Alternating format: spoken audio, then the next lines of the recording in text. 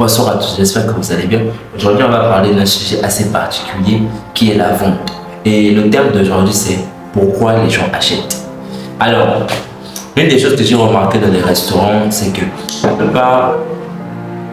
plupart des gens, ou du moins ceux qui possèdent des restaurants, des salons de coiffure, des hôtels, ils prennent généralement en compte les caractéristiques de ce qu'ils proposent.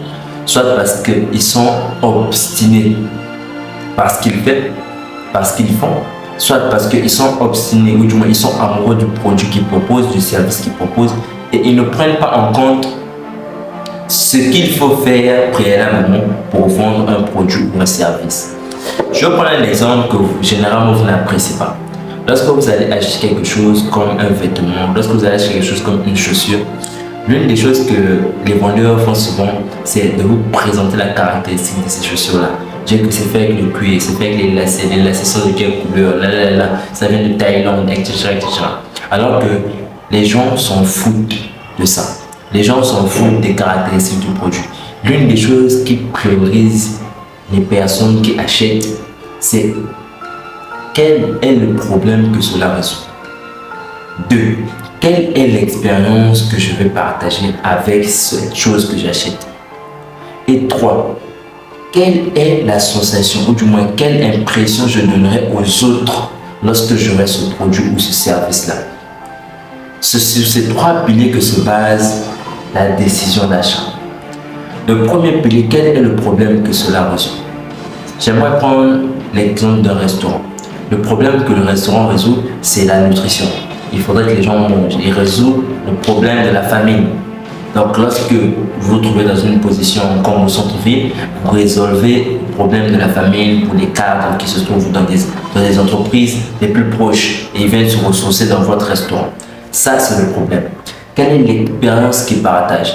Alors que vous savez qu'il n'y a pas que vous comme restaurant. Ils peuvent aller dans un Maléwa parce qu'il y a beaucoup de Maléwa au centre-ville. Ils peuvent aller manger par terre. Ils peuvent manger dans leur bureau.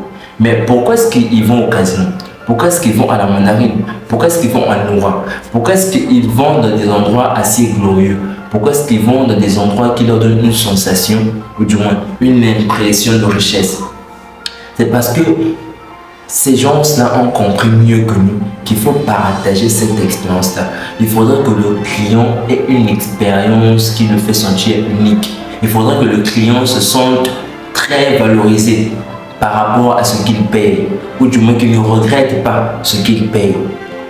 Voilà pourquoi on parle de l'expérience. Prenez le cas d'un restaurant ou du moins une pâtisserie comme Sigusta. Pour ceux qui connaissent Sigusta, l'une des choses qui se passe lorsque vous allez à Sigusta, c'est qu'on vous ouvre la porte. C'est une belle femme, bien brandée, avec son prénom dessus. Et vous avez l'impression d'être une personne responsable. Vous avez l'impression d'être une personne responsable. Vous avez l'impression d'être une personne riche. Vous avez l'impression d'être une personne qui a travesti un certain palier social. En tout cas, pour ceux qui ont déjà été, savent de quoi je parle. Et vous voyez comment est-ce que les serveuses vous parlent. Vous voyez comment est-ce que les personnes vous regardent. Vous voyez comment est-ce que les personnes vous approchent avec autant de respect, avec autant de prestance. C'est parce que tout est travaillé et qu'il faudrait partager une certaine expérience. Il faudrait que le client puisse vivre l'expérience. En fait, c'est ça le mot, vivre l'expérience. Il faudrait que le client vive une expérience dans votre cadre. Il faudrait que le client vive une expérience dans votre restaurant. Et le troisième point, c'est enfin, quelle est l'impression que je donne aux autres? Quelle est l'impression que quelqu'un vous donne lorsqu'il va dans un restaurant comme les jardins de saveurs? Quelle est l'impression qu'une personne vous donne lorsqu'il va manger ou du moins lorsqu'il prend son déjeuner tous les jours au Olympic Palace? Quelle est l'impression qu'une personne vous donne lorsque lui, il porte ses repas uniques au mot Radisson? Ça donne l'impression d'une personne riche, ça donne l'impression d'une personne aisée, ça donne l'impression d'une personne respectable, ça donne l'impression d'une personne qui s'impose dans la société sur le plan financier et sur le plan social. Et ce sont les 3 piliers sur lesquels doivent se baser la vente, ou du moins la décision d'achat. Et tout ça, la plupart de nos entrepreneurs locaux le négligent.